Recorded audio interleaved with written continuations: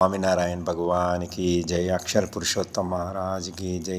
गुणातीतानंद स्वामी महाराज की जय। भगत जी महाराज की जय। शास्त्री जी महाराज की जय। योगी जी महाराज की जय।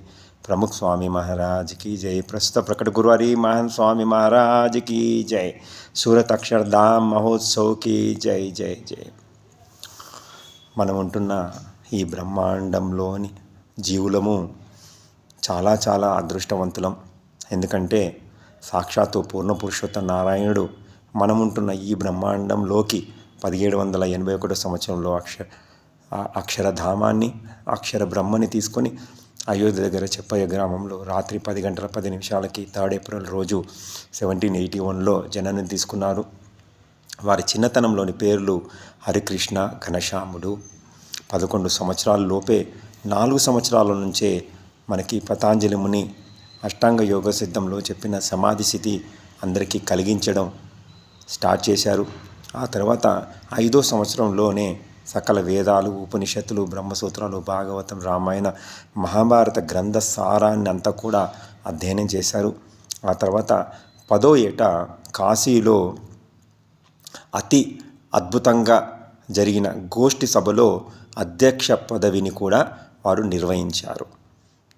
ఆ పండితుల మధ్యలో మన్నెలను పొంది ఆ తర్వాత 11వ ఏట వారు కృతజ్ఞం చేసి నీలకంఠ పేరుతో భారతదేశం అంతా 12,800 కిలోమీటర్లు పాదయాత్ర చేశారు. అందులో భాగంగానే మన తిరుపతికి కూడా రావడం జరిగింది. మంగళగిరి కూడా 3 నెలలు రావడం జరిగింది. కానీ మన పూర్వీకులు ఎవరు కూడా గుర్తుపట్టలేదు. అలా వెళ్తూ వెళ్తూ గుజరాత్కి వచ్చిన తర్వాత అక్కడ లోజ్ గ్రామంలో రామానంద స్వామి గుర్తుపట్టడం జరిగింది.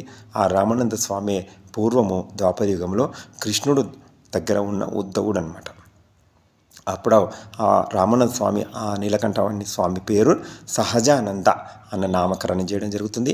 అక్కడి నుంచి 31 సంవత్సరాలు సుదీర్ఘంగా ఆత్మజ్ఞానం ప్రచారం చేస్తూ అద్భుతమైన సత్సంగ ప్రవృత్తి చేస్తూ 49వ ఏట వారి ధామమైన అక్షరధామానికి వెళ్ళిపోవడం జరిగింది. అప్పుడు మనకి అక్షర బ్రహ్మని ప్రసాద రూపంలో ఇవ్వడం జరిగింది. అక్షరధామాన్ని కూడా ఇవ్వడం జరిగింది. ఆ అక్షర బ్రహ్మ తర్వాత కాలంలో భగత్ జీ మహారాజ్, శాస్త్రీజీ మహారాజ్, యోగిజీ మహారాజ్, ప్రముఖ స్వామి మహారాజ్, మహాన్ స్వామి మహారాజ్ రూపంలో ఇప్పుడు మనకి 92 సంవత్సరాల అక్షర పురుషోత్తముడు దివ్యమైన భవ్యమైన దర్శన భాగ్యాన్ని మనకి కలిగిస్తున్నాడు. మొన్న ఫిబ్రవరి 2వ రోజు అట్లాదరలో అద్భుతంగా ఆ స్వామి 92వ జన్మదినోత్సవాలు కూడా 350 ఎకరాలలో 3 లక్షల దర్శనార్థులకి, భక్తులకి దర్శనం ఇవ్వడం జరిగింది. ఇవాళ కథామృతంలో భాగంగా మనకి అతి సుపరిచితమైన పదము క్రోధము. ఈ క్రోధము మనకి ఎందుకు కలుగుతుంది అన్నది మనకి కథామృత భాగం. అందులో భాగంగా మనకి కష్టము అన్నది కూడా మనకి ఎందుకు కలుగుతుంది అన్నది తెలుసుకునే ప్రయత్నం చేద్దాం. ఇప్పుడు ఒక కుండ తయారు చేయాలనుకోండి. కుండ తయారు చేయడానికి ఏం చేస్తాము?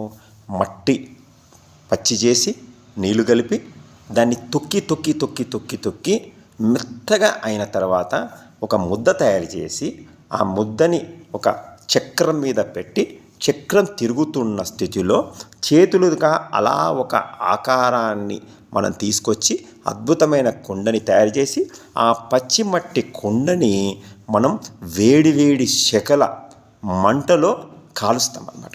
కాలుస్తే ఆ కుండ గట్టితనం పొంది అప్పుడు మనకి ఉపయోగ రీతిలో మనకి వస్తుందన్నమాట. మరి ఈ ప్రాసెస్లో మనకి కష్టము వచ్చింది, ఒకవేళ క్రోధం కూడా వచ్చిందనుకోండి.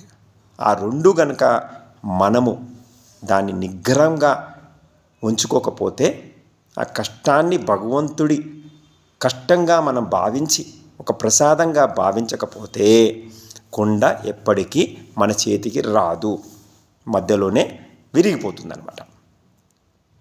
ఆ విరిగిపోని స్థితియే ముక్తి మార్గము, విరిగిపోయే స్థితియే జీవుడి పునర్జన్మ స్థితి అన్నమాట.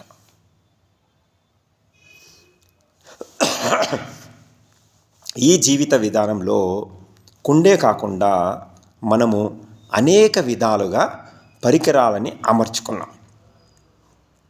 కానీ ఆ ప్రక్రియలో మనం అతి సుఖంగా జీవిత విధానానికి కావలసిన పరికరాలని సంపాదించుకునే పద్ధతిలో మనం కోల్పోయింది ఏంటి అంటే, మనకి కష్టము రాకుండా ఉండనికి చూసుకుంటున్నాం, కానీ కష్టము రావాలి అన్న అనుభూతిలో మనం ఉండలేకపోతున్నాం. మరి కష్టంలోనే కదా భగవంతుని మనము పిలుస్తూ ఉంటాము, ప్రార్థిస్తుంటాము. సుఖంలో మనం ప్రార్థించం కదా. మరి అన్ని సుఖాలే మనకుంటే ఇంకా మనం భగవంతునితో దూరం అయిపోతూ ఉంటాం అన్నమాట. ఒక చెరుకు రసం తీయాలన్నా చెరుకు గడ్డని ఎంత గ్రైండింగ్ చేస్తే కానీ ఒక అద్భుతమైన గ్లాసడు చెరుకు రసం, తీపి రసం మనకి ఎట్లా ప్రాప్తి అవుతుంది? ఒక వడ్లని గిర్నిలో వేస్తే కానీ, వేడి వేడి గిర్నిలో వేస్తే కానీ మనకి బియ్యం అనేది ప్రాప్తి కాదు. అలాగా వచ్చిన బియ్యాన్ని ప్రెషర్ కుక్కర్లో అతి హయ్యెస్ట్ ప్రెషర్కి మనము ఉడకపెడితే కానీ ఒక భోజనం మనకి ప్రాప్తి అవ్వదు. వేడి వేడి నూనెలో పోపు వేస్తే కానీ ఒక కూర ప్రాప్తి మనకి కాదు. మరి ఎక్కడ చూసినా మన చుట్టుముట్టు కష్టాలే ఉంటే మానవుడేమో కష్టానికి దూరం అయిపోయి భగవంతునికి దూరం అవుతూ ఉన్నాడు అనమాట. త్రేతాయుగంలో రాముడికి ఎన్ని కష్టాలు వచ్చాయి? ఒక్క పంచ మీద సీతమ్మ తల్లి ఒక చీర మీద 14 సంవత్సరాలు వనవాసం చేశారు. మనం ఇప్పుడు 14 డ్రెస్సులు మారుస్తున్నాం రోజుకి. ఎంత సుఖానికి అలవాటు పడ్డామో చూడండి. రాముడు ఎంత కష్టంలో జీవించాడో చూడండి.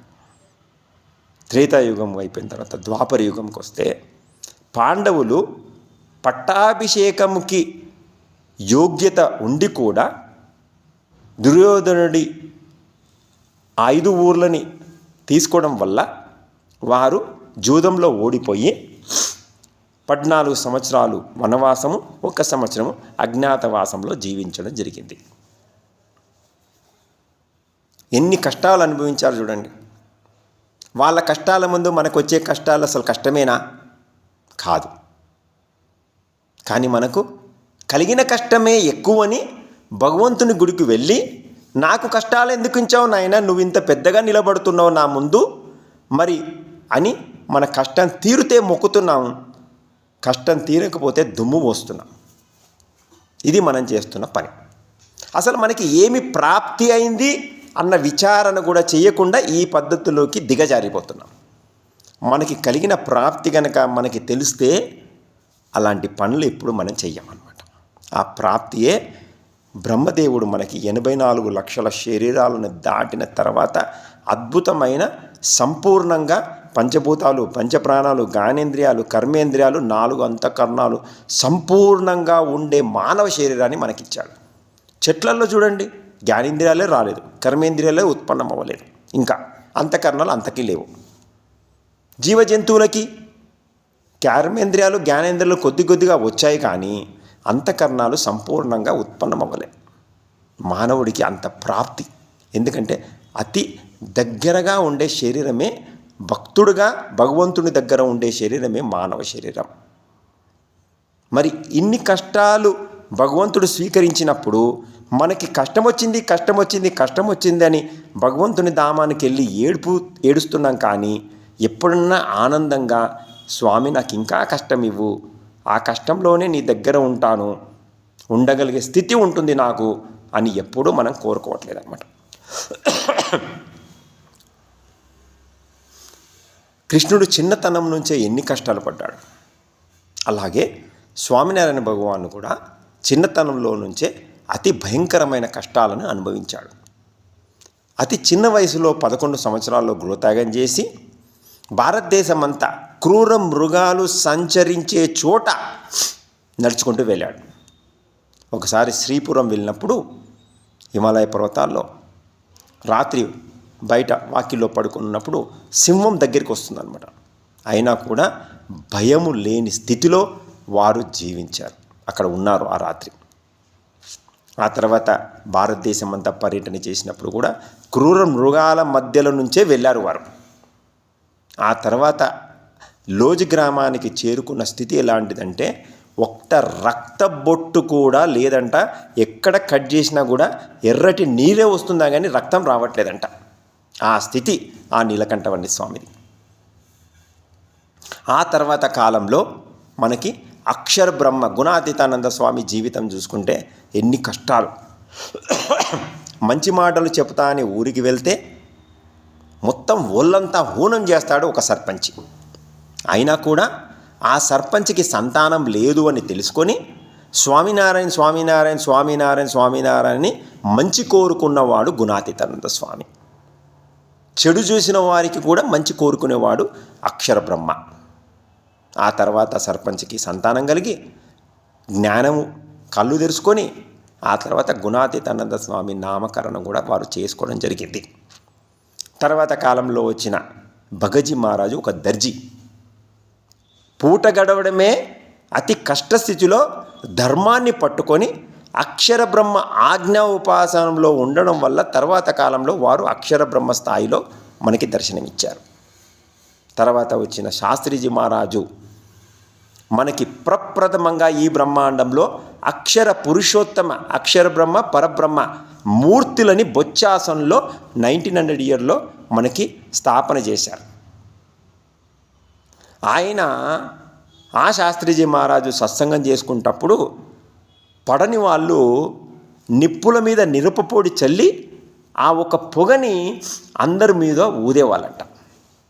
ఎందుకు? ఆ ఘాటుకి సత్సంగం నుంచి అందరు వెనక్కి వెళ్ళిపోవాలి అన్న కారణంతో. వారు నడిచేటప్పుడు దారిలో గాజు పెంకలు పగలగొట్టి దారి పొడుగునా వేసేవారంట, చిమ్మేవారంట. ఎందుకు? కాళ్ళ నుంచి రక్తం కారి ఆ సత్సంగాన్ని మానేయాలని. తర్వాత యోగిజీ మహారాజు శాస్త్రీజీ మహారాజు ఆజ్ఞ ప్రకారం ఉదయాన్నే 2 గంటలకు రోజు లేచి ఊరూరు తిరిగి జోలలో భిక్షాన్ని తీసుకొచ్చి 8 గంటల కల్లా శాస్త్రీజీ మహారాజు కట్టిస్తున్న మందిరాల దగ్గరున్న కార్మికులకి భోజన ప్రసాదం తయారు చేసి ఇచ్చేవారంట యోగిజీ మహారాజు. కొన్ని సంవత్సరాలు ఇలా జరిగింది తపస్సు. తర్వాత కార్మికుడు తిన్న పళ్ళ్యాలు కూడా తన స్వయాన కడిగారు. ఎంత కష్టాన్ని అనుభవించాలి చూడండి. ఇంకా ప్రముఖ స్వామి గారైతే 102 ఫీవర్ ఉన్న టైంలో కూడా ఆ రోజు ఏకాదశి రోజు నిర్జలోపవాసం ఉంటూ కూడా కనీసం 7 ఊర్ల పద్రం అని చేశారంట. అసలు దేహాన్ని ఎప్పుడు వాళ్ళు సుఖానికి స్పర్శ కూడా తీసుకురాలేదన్నమాట. ఇంకా తర్వాత కాలంలో ఇప్పుడున్న మహాన్ స్వామి అయితే చెప్పనవసరం లేదు. యోగిజీ మహారాజ్ ఆజ్ఞ ప్రకారం 5 రోజులు నిర్జల ఉపవాసం ఉన్నారు. మామూలు స్థితి కాదది. అలాంటి అక్షర బ్రహ్మ ఇప్పుడు మనకి ప్రాప్తి అయ్యారు. ఆయనతో సమాగమైతే ఆజ్ఞాోపాసనలతో చిన్న చిన్న సేవలలో మనం పాల్గొని సత్సంగానికి విచ్చేసి అక్షరధామ దర్శనం చేసుకొని సాధువుల ఆశీర్వాదం తీసుకొని మనం ఇంకా అత్యాంతిక ముక్తిని పొందే అద్భుతమైన అవకాశాన్ని భగవంతుడు మనకి కల్పించాడు. ఆ ఒక శాంతి శాంతి శాంతి ఆనందం ఆనందం ఆనందాన్ని స్వీకరించి అక్షరధామంలో స్థిర నివాసం పొందే యోగ్యత మనకు కలిగించుకొని ఇదే ఆఖరి జన్మయ్యి మనకి అక్షరధామంలో స్థిర నివాసం పొందే యోగ్యత స్థాయిని సంపాదించుకుందాము మన శేష జీవిత ప్రయత్న ప్రయాణంలో. అందరికీ జై స్వామినారాయణ, శుభరాత్రి, జై స్వామినారాయణ, శుభదినం.